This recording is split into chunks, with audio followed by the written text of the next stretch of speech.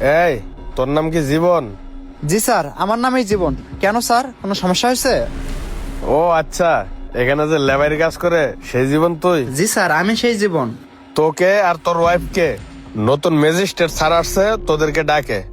নতুন magistrate sir আমাদেরকে ডাকছে? কেন, কি হয়েছে স্যার?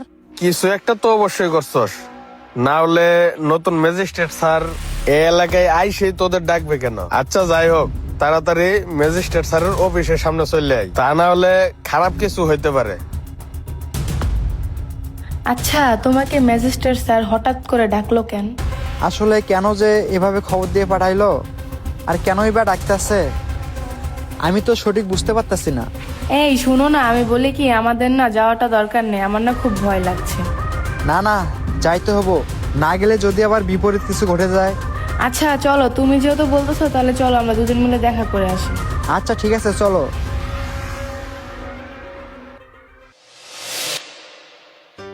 এই দেখছো কত বড় একটা বিল্ডিং, আবার এখানে দেখি লিফটও আছে।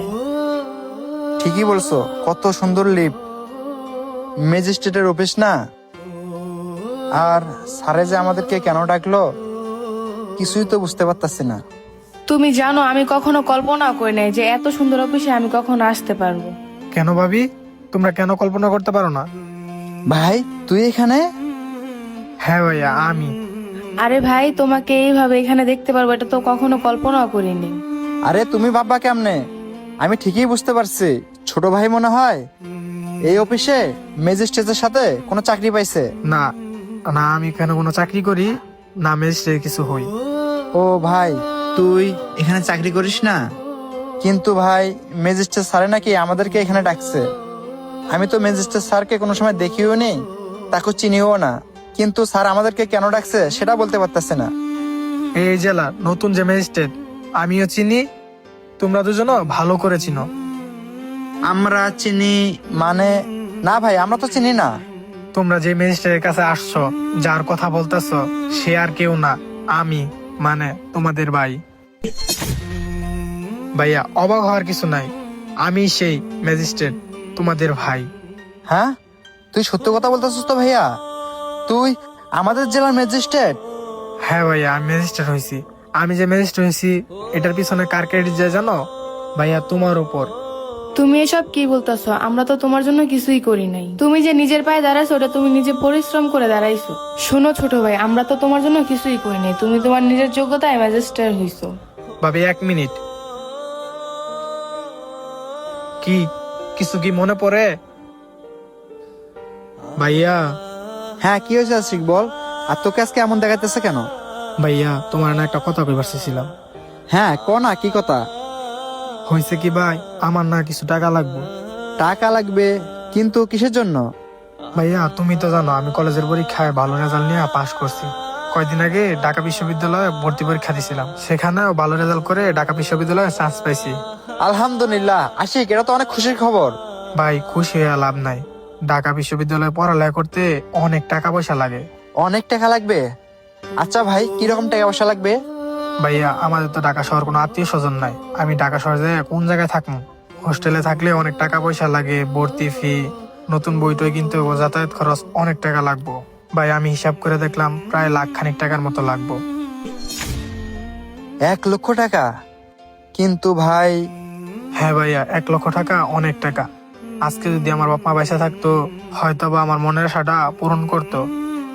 দেখো ভাইয়া, ভাগ্যের কি পরিহাস, আমার বাপ মা ছোট থাকতে আমার রেখা মারা গেছে। তোমরাই তো আমারে ছোটবেলা থেকে লালন পালন করে মানুষ করলা। আচ্ছা ভাই, বাদ দে সব কথা। তোর ভাই তো এখনো জীবিত আছে, একটা ব্যবস্থা হয়ে যাবে। এই নুসরাত, জি বলো। বলছিলাম কি, ওই যে তোমার গলায় স্বর্ণের চেনটা আছে না, ওটা একটু দাও তো। চেন দিমু মানে? কেন, কি করবা? আরে, এই যে আমাদের আশিক ছোট ভাই আছে না, ও তো আমাদের গ্রামের কলেজে ভালো রেজাল্ট নিয়ে পাশ করছে, এখনো ঢাকা বিশ্ববিদ্যালয়ে চান্স পাইছে। তাছাড়া এই আশিকের অনেক স্বপ্ন, ও ঢাকা শহরে গিয়ে লেখাপড়া করে অনেক বড় অফিসার হবে।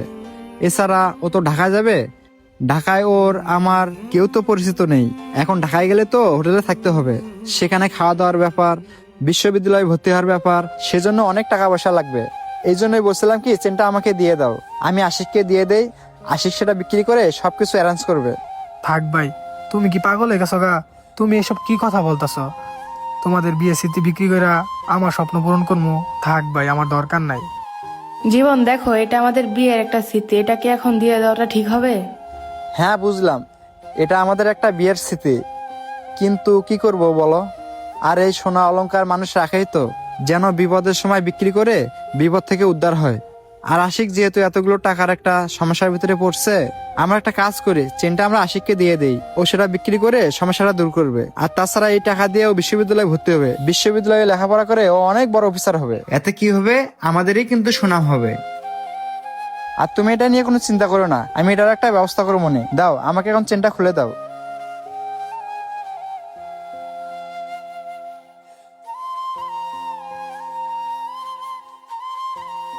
আশিক ভাই, এই ল, তুই এই চেনটা বিক্রি করে ঢাকায় গিয়ে সবকিছু ব্যবস্থা করিস। ভাই, তুমি আমার মায়ের পেটের ভাই না। আজকে তুমি যে এই কাজটা করলা, আমার মায়ের পেটে ভাই হলেও এই কাজটা করতো না। ভাই, এই ঋণ আমি কখনোই বলবো না। ভাই ভাবি, তোমরা কি না আমার স্বপ্ন পূরণ করতে গিয়ে তোমাদের বিয়ে স্মৃতি আমারে দিয়ে দিলা? তোমাদের এই ঋণের কথা আমি কখনোই বলতে পারবো না। ভাইয়া, তোমরা যে স্বপ্ন নিয়ে আমার আজকে চেনটা দিছ, এই স্বপ্ন আমি কখনো ভাঙতে দিব না। আমি এই স্বপ্নটা একদিন পূরণ করবই। আচ্ছা ভাই, তুই এখন এগুলো কথা বাদ দে, তুই এখন এই চেনটা নিয়ে দোকানে যা, বিক্রি করে যা টাকা পাবি সেই টাকা নিয়ে ঢাকায় যা। আর স্বপ্নটা মাথায় রেখে কিন্তু ভালো করে মন দিয়ে লেখাপড়া করিস ভাই। ভাই, তুই এই চেন বিক্রি করিস নি? ভাইয়া, আমি না চেনটা বিক্রি করছিলাম, তবে দোকানদারকে একটা শর্ত দিয়ে। শর্ত? দোকানদার যেন কারো কাছে এই চেনটা বিক্রি না করে। আমি তার কথা দিয়ে আসছিলাম, এই গয়নাটা আমি একটা সময় দ্বিগুণ টাকা দিয়ে এই গয়নাটা কিনে নিব। তাই তিনি বিক্রি করে নাই। তারপর সেও আমার কথা রেখে গয়নাটা বিক্রি করে নাই। আজকে আমি আমাদের জেলায় ট্রান্সফার হওয়ার পরে আসানোর সময় দ্বিগুণ টাকা দিয়ে এই গয়নাটা ফেরত আনছি। ও শুনছ, তোমাকে আমি ওই দিন বলছিলাম না, ও একদিন ঠিকই ও স্বপ্ন পূর্ণ করে আমাদেরকে দেখাবে। যাই হোক ভাই, তুমি আমার আপন ভাই না হয়েও তোমরা আমার জন্য যতটুকু করছো, আমার আপন ভাই হলেও এতটুকু নাও করতে পারতো। আমি তোমাদের কাছে সারা জীবনের জন্য ঋণী হয়ে থাকলাম। এই ঋণ মনে হয় আমি কোনোদিনই শোধ করতে পারবো না। বাদ দে সব কথা, তুই যে আমাদের এলাকার ম্যাজিস্ট্রেট হইছস, তার জন্য আমি অনেক খুশি হয়েছি ভাই। তবে ভাই, আমি এখনো খুশি হইনি। আমি খুশি হব তখনই। খুশি হসনি মানে ভাই? ভাইয়া, আমার বাবা মারা যাওয়ার পর থেকে তোমরাই আমাকে বাবা মার আদর দিয়ে মানুষ করছো। কষ্ট কি জিনিস কখনো বুঝতে দাও নাই। এখন যদি তোমরাই আলাদা থাকো, আমি কি করে খুশি হই? আমি চাই তোমরা দুজন আমি সবাই মিলে সুখে দুঃখে একসাথে থাকি, তাহলে আমি সবচেয়ে বেশি খুশি হইব।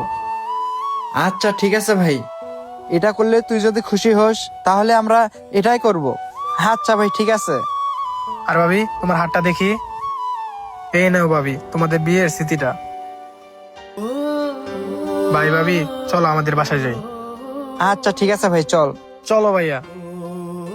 কিছু কিছু সময় পর মানুষগুলো আপন মানুষের মতো ছায়া হয়ে পাশে এসে দাঁড়ায়। তো বন্ধুরা, আমাদের ভিডিওটি কেমন হয়েছে অবশ্যই একটা কমেন্টের মাধ্যমে জানাবেন। ভালো লাগলে শেয়ার করে অন্যদেরকেও দেখার সুযোগ করে দেবেন।